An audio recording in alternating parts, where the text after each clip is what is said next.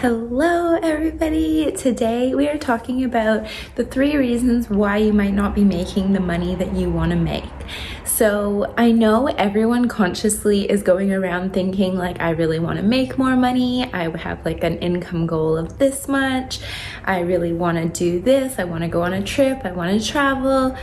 But they'll be working really hard and they're not seeing the results in their bank account. Maybe they'll be working really hard and they'll save some money and then they'll just spend it all, or some kind of a bill will come up, or they just feel like they don't even really know where their money goes, or they're spending it all on like shoes or something, or shopping, or they just feel like they're not understanding why it's so difficult for them to make the money they want to make and build the wealth that they want to build.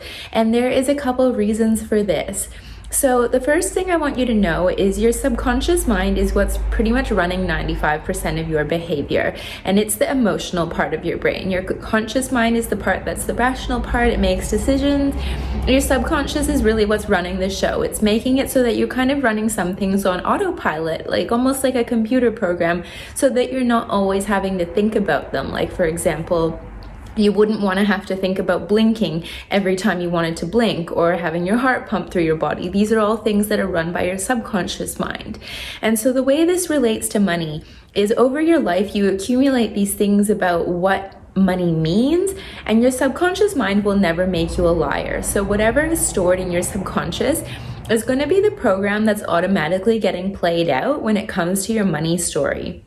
So say, for example, if the story you always heard about money as a kid growing up is like rich people are evil, or like people who have a lot of money, they're super greedy, they're terrible people, you will have a story that's going to make it so that you can't become a rich person, because your subconscious is like, if I'm rich, that will get me rejected from the tribe. And that's literally the worst thing. Your mind is always trying to keep you safe. So it doesn't want you to be rejected, because it thinks that if you're out on your own, then you won't be able to survive. So the first one is it doesn't want you to be different. It thinks that if you're rich and you're different from everyone else, you'll get rejected. So it will automatically stop you from doing that in a bid for your survival. Another reason, it might be because it's unfamiliar to you. It's unfamiliar to you to do like have more than just enough to get by. It's unfamiliar to you to have like extra money left over after your paycheck. And so if that's not familiar to you, your mind is always seeking to recreate what is familiar, and it hates what's unfamiliar. So it will always be going to recreate those same patterns around money.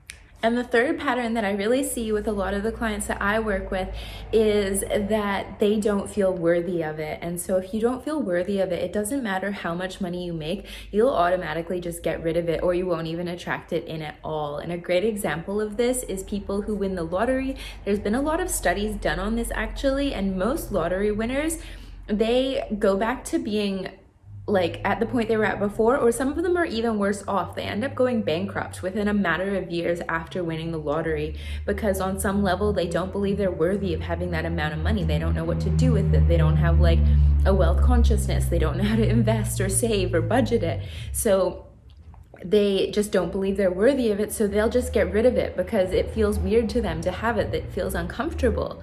So if you have any of those things going, it's like running your subconscious. You're not going to manifest in more money. You're going to really struggle with it, even if consciously you're like, yes, I want more money, because your mind is always seeking to recreate what's familiar to you. It doesn't want you to be rejected by being different, depending on your stories that you heard around childhood, or you just feel like you're not worthy enough of it.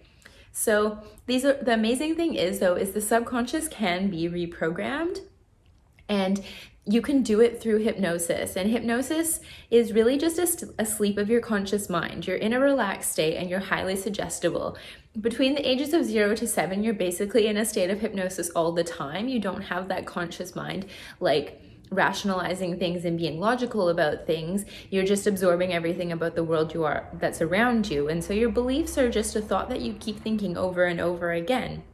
And so we can change that through hypnosis, through RTT, rapid transformational therapy. But I wanted to link you below a hypnosis recording to imprint your wealth blueprint, just so that you can start imprinting these new ideas and a new wealth consciousness. So you start looking for opportunities to make money. You start feeling like you're deserving and worthy of having the money that you want. And it's available below. You can get it for only $27, which is incredible. I encourage you to listen to it every day for 21 days, because 21 days is the amount of time it takes to reprogram in new neural pathways. And that's exactly what you're doing when you're listening to a hypnosis recording. You're creating those new neural pathways. You're kind of like upgrading your thoughts and your beliefs, almost like installing new computer software. So I hope that was helpful for you. Get the hypnosis recording below. Reach out to me on Instagram. Let me know how it goes for you. I would love to hear from you. And I hope you have an incredible day. I will talk to you next time.